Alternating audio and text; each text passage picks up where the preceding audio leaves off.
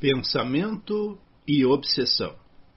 Tudo começa e termina no pensamento.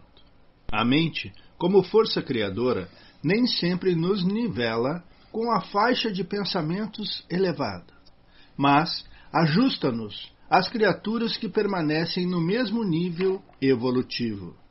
Procuramos as inteligências que se afinizam conosco. Nosso espírito se harmoniza com todos os que nos associam ao modo de sentir, especialmente os que são atraídos da erraticidade. Descontroladas emoções nos atingem e passamos a refletir ideias inferiores, surgidas de intenções como vingança, mágoa, ressentimento, revolta, ciúme, inveja, ódio, que se instalam em nossa mente, consentindo que sentimentos destruidores nos desequilibrem o coração. Estas são as brechas que abrimos pela falta de disciplina. Tais imperfeições se convertem em influências espirituais, sutis, que levam as pessoas a procedimentos dos quais se arrependerão, provavelmente, quando conseguirem refletir com algum equilíbrio.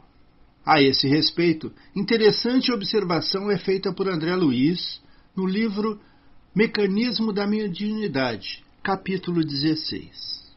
É assim que somos, por vezes, loucos temporários, grandes obsidiados de alguns minutos, alienados mentais, em marcadas circunstâncias de lugar ou de tempo, ou ainda doentes do raciocínio em crises periódicas, médiuns lastimáveis da desarmonia, pela nossa permanência longa em reflexos condicionados viciosos, adquirindo compromissos de grave teor nos atos menos felizes que praticamos, semi-inconsciente, sugestionados uns pelos outros, porquanto, perante a lei, a nossa vontade é responsável em todos os nossos problemas de sintonia. Nossos feitos devem ser resultantes de reflexões e o encadeamento harmônico dos pensamentos, conforme palavras do filósofo espírita Leon Denis. Requer fiscalização, porque, se nossos atos são bons e nossos pensamentos maus, apenas haverá uma falsa aparência do bem, cujas influências, mais cedo ou mais tarde, derramam-se fatalmente sobre nossas vidas. Pensar em desacordo com o que se faz é incoerência. Esclarece Bezerra de Menezes. Acrescentaremos que a responsabilidade permanecerá com o próprio obsidiado, visto que nenhum homem ou mulher será jamais influenciado ou obsidiado por entidades dessa categoria, se não oferecer campo mental propício à penetração do mal. Pois a obsessão, de qualquer natureza, nada mais é que duas forças simpáticas que se chocam e se conjugam numa permuta de afinidades. Em suma, não há obsessão unilateral, e a permuta entre obsessores e obsidiado se nutrirá segundo o tipo de emoção e conduta infeliz a que se afeiçoam.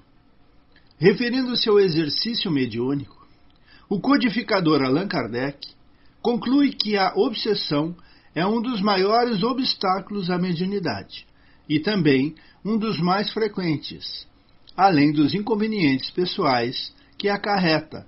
É um obstáculo absoluto à bondade e à veracidade das comunicações. É indispensável imprimir esforços para combatê-la, tendo em vista que a obsessão, de qualquer grau, sendo sempre efeito de um constrangimento, e este não podendo jamais ser exercido por um espírito bom, segue-se que toda comunicação, dada por um médium obsidiado, é de origem suspeita e nenhuma confiança merece. Kardec chama a atenção para o fato de que certos médiuns podem ser enganados por espíritos mentirosos, principalmente no começo da tarefa, quando ainda não possuem a indispensável experiência. Isso, entretanto, não significa estar obsidiado, já que a obsessão consiste na tenacidade de um espírito do qual não consegue desembaraçar-se a pessoa sobre quem ele atua. Portanto, as boas condições morais do médium são fundamentais e imprescindíveis ao exercício seguro da mediunidade, sobretudo em relação às considerações ditadas pelo mentor espiritual Erasto, ao comentar a significância das afinidades existentes entre os dois planos. Os espíritos atraem os que lhes são similares, e raramente os espíritos das Pleiades elevadas se comunicam por aparelhos maus condutores, quando têm à mão bons aparelhos mediúnicos, bons médiuns, numa palavra. Os médiuns levianos e pouco sérios atraem, pois, espíritos da mesma natureza.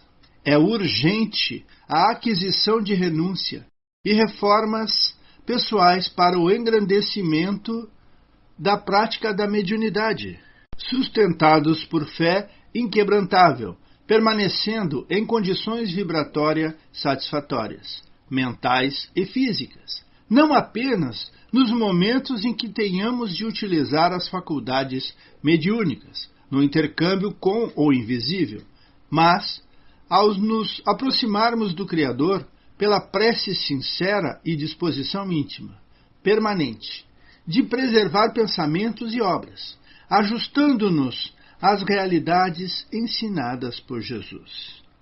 Vamos ficar por aqui, agradecidos e pedindo sempre: Jesus esteja conosco.